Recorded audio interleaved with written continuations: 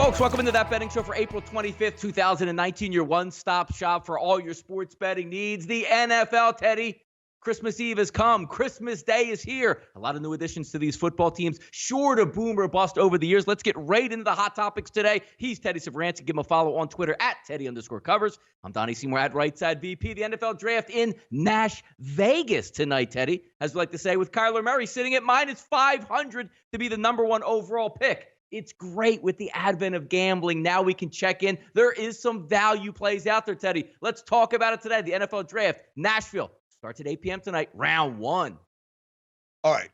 From a betting standpoint, if you're betting on the draft picks themselves, if you put the time in to bet the early numbers, hey, you're probably in pretty good shape because the markets, once they started moving, they've continued to move. If you're late to the party, you're like, oh, let's get some action today.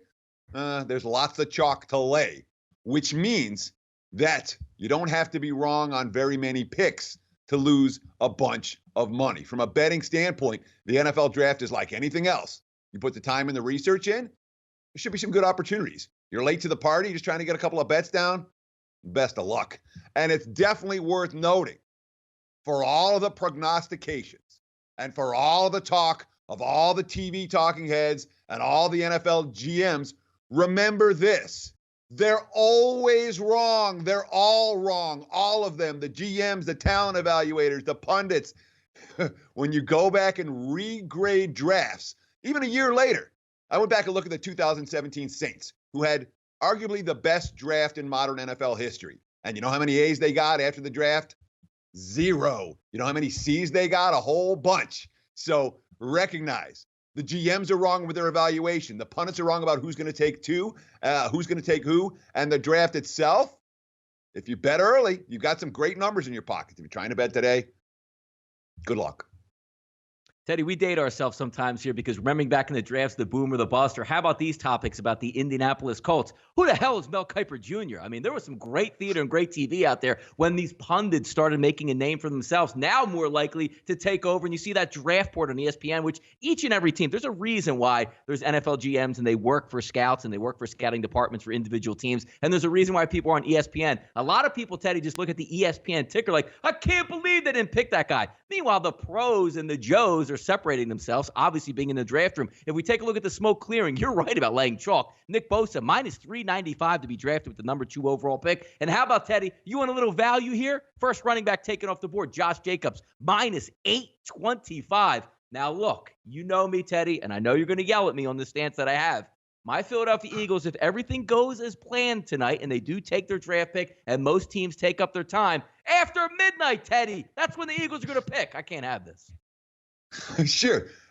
Made for TV event. Just another reason to be out on the West Coast here in Vegas, where everything starts 3 hours earlier. But it's most important. I mean, we talked about everyone being wrong. We talked about even the good drafts everyone gets wrong. But let's not forget one other thing when it comes to laying 825 on who the first RB is going to be selected and who's going to go in particular slots. That's the one that worries me the most, because never forget, teams will smoke screen all day to try to protect the guy they want. They'll tell every reporter we're going after A, but really their target is B. And all the info you're getting is they want A, and that's what you're betting. So there's smoke screens all over the place. The other thing is trades, and you can't predict the trades. There's no way to do it. And if you're like, oh, well, these guys have the 4th pick, and that's who they're going to take. No, well, they just traded out of the 4th pick, and now you're screwed. So be aware. Smoke screens and trades make all the info that's out there now pretty much irrelevant by the time, the 2nd or 3rd pick rolls off the board. Yeah, and the NFL made a pretty good idea here coming up with prime time. They're going to get big ratings here. It's going to be on ABC tonight. But if I remember I would say maybe even a decade ago, before the rookie pay scale was put in place, a lot of the air used to be let out of the balloon days and weeks before the draft, Teddy, because if you remember, teams used to negotiate because there was no cap. And hey, maybe this quarterback wants $80 million guaranteed. We're not going to pay that, and we're going to move on. Because Bill Belichick always used to say he would actually rather have the number 1 pick in the 2nd round as opposed to the number 1 overall pick, because he's going to pick 50, 60, 70 million. But as a TV, as ratings grow, it's nice to know that there's still some intrigue heading in the draft who's going to be number 1, when back in the day, we knew who was going to be number 1 because they were already negotiating. Sure, but I mean, Arizona has come out and said they're taking Kyler Murray, but the betting markets certainly seem to think so.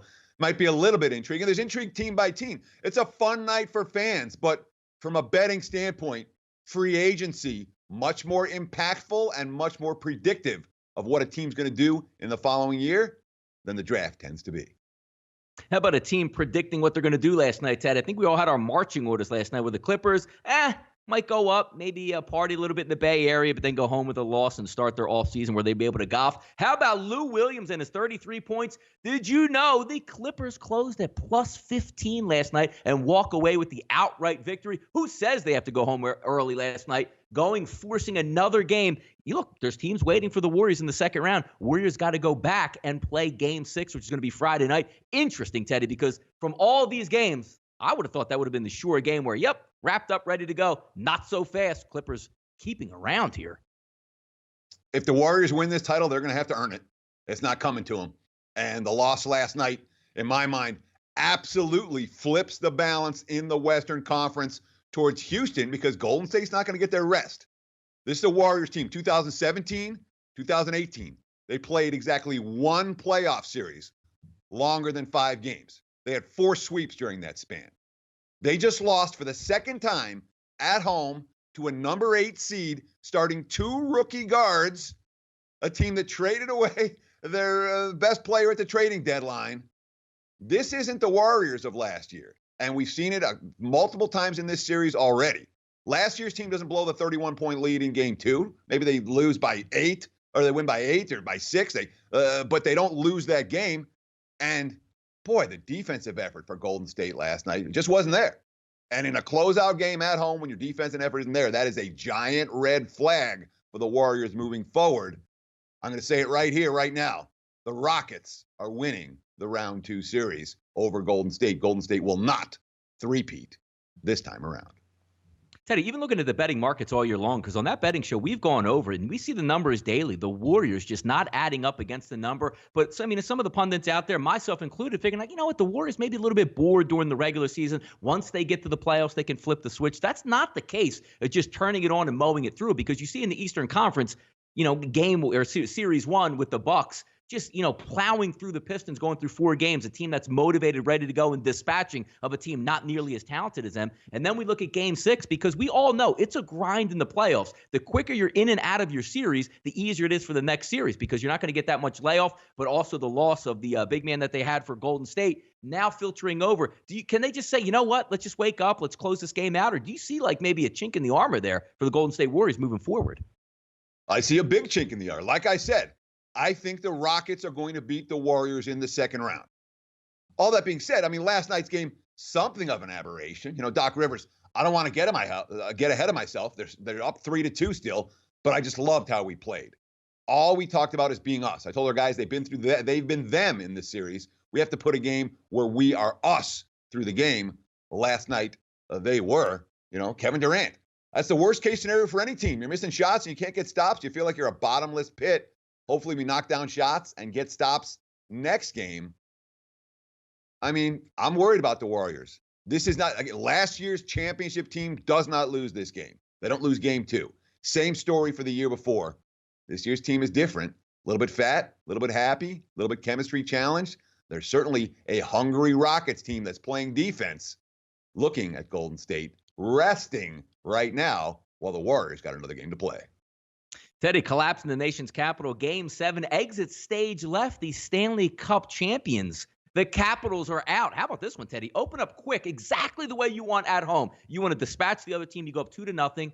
Turns into 2-1. But say, take a breather with the Capitals, 3-1. In the third period, the game is tied, goes double overtime, and the winner by Carolina. Amazing, Teddy, because when you looked at this game, what did we talk about yesterday? -140, -150, Stanley Cup champions in their house, 2-0 lead. You would have thought that game would have been wrapped up and ready to go. We saw a crazy comeback in the Las Vegas series. Now we see a nice comeback here by Carolina. But more importantly, Teddy, probably the only sport that we talk about where it's just a matter of a team getting hot. All 4 number 1 seeds are out of the playoffs in round 1. Every division winner's out. 6 division winners, all bye-bye. The first time no division champ has won a playoff series. The first time since 2012 that both Stanley Cups finalists from the previous season failed to win a playoff series, both losing in overtime in Game 7. What does all of this say? It says the NHL regular season is even more meaningless than the NBA's. At least the NBA's regular season, the 82-game slog, at the end of it, you have a pretty good idea what teams are good and what teams are going to do something in the playoffs. In hockey, yeah, you have a pretty good idea what teams were good in the regular season. That has no carryover whatsoever into the postseason. Underdogs in round one of the NHL playoffs. Not only do they have a winning record, but that's at a plus price winning record. I think it was like 26-17 or something insane. Chalk Layers did not do well with the Caps last night or in any NHL playoff series in the first round. Yep, parity at its finest there in the NHL. Overnight line movers. We're going to take a look here. SBRodds.com, the best place on the internet to check all those line movements. Always going 365, 24/7. We'll take a look at a total rising in Cincinnati today. 6:40 as the first pitch Eastern time. Markets opened up at 8.5, now sitting at 9. Teheran Castillo. Castillo's been pretty good on the season. We do know Teheran can be a little bit hit or miss, but we do see a little bit of a line movement north here, Teddy, in this ball game. Yeah, I'm a little bit surprised at the over, and that doesn't happen a lot. It's not like a situation, the wind is blowing out, but it's not blowing out really hard. Both bullpens are a little bit gassed, despite last night low-scoring game. Each team had to use 4 of their better relievers, but I figured the markets would be certainly on Castillo. Castillo, by the way, his last 10 starts, dating back to last August, he leads all major league starting pitchers with a 1.27 ERA. This year, NL leaders in ERA and strikeouts, but the .147 ERA versus the 3.28 xFIP, the advanced metrics say Luis Castillo has overachieved a little bit. The market's expecting something of a reversion to the mean in this one. How about getting back to the mean, Teddy? Aaron Nola, sensational last year, finishing third in the Cy Young in the NL. Now opening up at a 180, sitting around $2 here. And we haven't seen the Aaron Nola that we saw last year in 2018, hoping for 2019. What a better way to get back on track, getting home against that anemic Miami Marlins offense. Minus 200 total at 7.5. A little bit of line movement towards Nola. But look, Caleb Smith's a pretty good pitcher here, Teddy. Yeah, and frankly, the markets took a ton of money on Caleb Smith in each of the last 2 games. And it looks like they over-adjusted, thinking that the markets were going to support Smith again today. He's taking heavy wise guys' money. Of course, the guy's only allowed 6 runs in 4 starts. He's got 29 strikeouts in 23 innings. He's put up some very impressive numbers that tend to attract betting market support. But Aaron Nola was a wise guy favorite last year. And his last start, the box score won't thrill you. 9 hits and 5 2/3 allowed in Colorado. He did get the win, but the quotes after the game are meaningful. Nola, I just had to slow my mind down, slow the game down. There's no other way to do it besides slowing it down. Gabe Kapler, the manager, that was as good as we've seen Nola this season. Actually, I think his stuff was spinning more from the dugout and had more life than I've seen all year. So these are positive bet-on signs for Nola. The market's reacting accordingly. Teddy, the Yankees total heading a little bit south here, and why not? Clint Frazier, another guy lopped onto the DL for the Yankees, who's left to play in it, but they continue to seem like they're getting in higher scoring type games. You're going to get Tanaka versus KL tonight. Angels, slight favorite, minus 112, but the total dropping from 8.5 to 8, and I guess that's a reason, who the heck is playing for the Yankees? Yeah, I know. The market have been betting against the Yankees throughout. What are they, 8-1 their last 9 ball games? I mean, the Yankees are playing, finding ways to win close games and generating offense, despite the fact they're missing basically every key player from that lineup. There's a class difference between these 2 organizations right now. The markets haven't caught on. And yeah, the Yankees have won some really close games in this series. They've won all the tight ones, but that's what the Yankees do. Tanaka has allowed, 1 earned run or less in 4 of his 5 starts this season. He's pitched brilliantly against the Angels in his career, .59 ERA and 6 starts against them. And Trevor Cahill, LA's starter, has allowed more home runs in 5 starts this year than he did or the same number of home runs in 5 starts this year that he did in 20 last year. The quote from Cahill says, "You're just trying to make a pitch." I feel like maybe a handful of mistakes they haven't missed this year and a couple of good pitches they've hit out too, and then it's more home runs. It's just a couple of swings. I feel like I've thrown less bad pitches than I did last year. I just didn't get hurt on it. Just baseball, just how baseball is. So Cahill saying I'm fine. Tanaka saying I'm fine. The offense for the Angels isn't all that good. The offense for the Yankees missing every key hitter. Hence the under money in Anaheim this evening. Yeah, good organizational talent there and depth for the Yankees holding on. It's amazing to see what these games are going to be lined back once they get completely completely healthy with that lineup. Watch what you bet here, Teddy. One game is all you need tonight in the NBA. If you're watching the draft, you can flip back and forth here. 8 p.m. Eastern time, TNT live from the AT&T Center. It's going to be the Nuggets and Spurs. Spurs favored by 3, total of 208.5. If we take a look at the Nuggets on the season, 45-42 against the number, 12-14 against the number as a dog, but only 18-25 against the number in all road games. Spurs 45-40 against the number on the season, 26-25 as a favorite, and 25-18 against the number at home this season. Should be a good one tonight, Teddy. Do we see a game 7? That's a good question. And it really, in my mind, comes down to two key factors. What we've seen from Denver now in 3 of the last 4 games, they have been able to really clamp down defensively on San Antonio, particularly in the backcourt. You know, Derek White had that huge game 3. You know, he wasn't great in game 2. The last 2 games, he's struggled. That is a matchup that has to play better for the Spurs. White has to be a go-to guy, bringing the ball to the hole and finding his teammates. He hasn't been able to do that effectively in the last 2 ball games. That's something the Spurs have to turn around. The other issue here that is certainly worth noting, besides the defensive switches that they've made, is how does San Antonio respond now? Punched in back-to-back game, Popovich. They just outplayed us in every facet, talking about the Game 5 loss. We missed a lot at the rim earlier. It would have been a much more competitive first half. We've got to have more guys playing well, for sure. Where's Brian Forbes in this series? You know, where are the role players for San Antonio? What made the Spurs a good regular season team wasn't Aldridge and DeRozan. Aldridge and DeRozan were the anchors, but it was all the guys who chip in that roster. And the role players have not done a whole lot the last couple games. The Spurs are going to win and cover tonight. They're taking money in early betting action. Those role players, like Forbes, have got to step up and hit the perimeter shots that didn't fall in the last 2 ball games. Big name pitchers going tonight in Houston, Teddy. At Minute Maid, Astros favored by 150, total of 7.5. 8:10. It's going to start up tonight on ESPN Plus. If we take a look at the 2 pitchers in these lineup, Bauer, 2.20 ERA, but Cole's ERA, Teddy, 5.22. But his advanced numbers say he's due for a bounce back here. Heavy favorite for the Astros tonight. Any chance that we can look at maybe the Indians here as a live dog, or is it going to be Astros all the way for us? You don't often see Trevor Bauer in this price, you know, and Bauer is one heck of a hurler to be catching a big plus price with. He's been pretty dominant and pretty consistently dominant for the Indians over the last year and a half. But on the other hand, the Astros team, look, they're 8-1 at home. The last 2 games, 17-5 margin against the Twins. You have Cole coming off the single worst start of his career, 9 hits, 9 runs, and 4 1/3 against Texas last Saturday. Here are the quotes from Garrett Cole after that ball game. Quote, I obviously didn't ask the Rangers if they knew what was coming, but I had kind of a gut feeling. Some of the guys on our team kind of identified what they could potentially be seeing.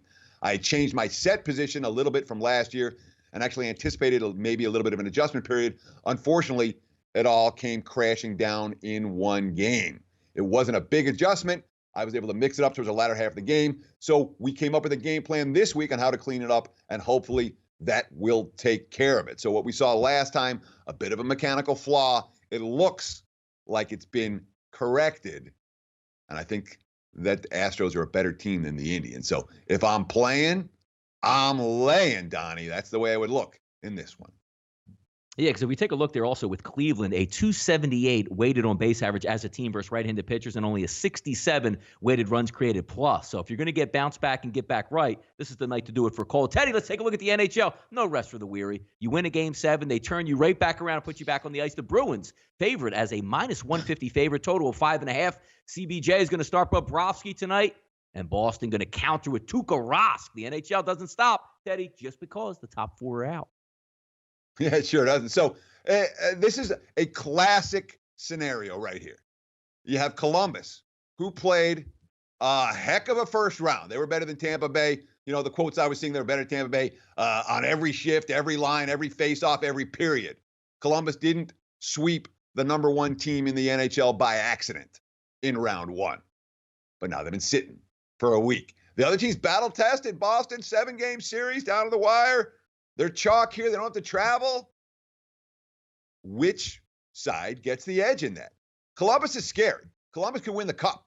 You know that. You know that better than me. I don't know anything about hockey. And I know that Columbus made all the let's win now moves for 2019.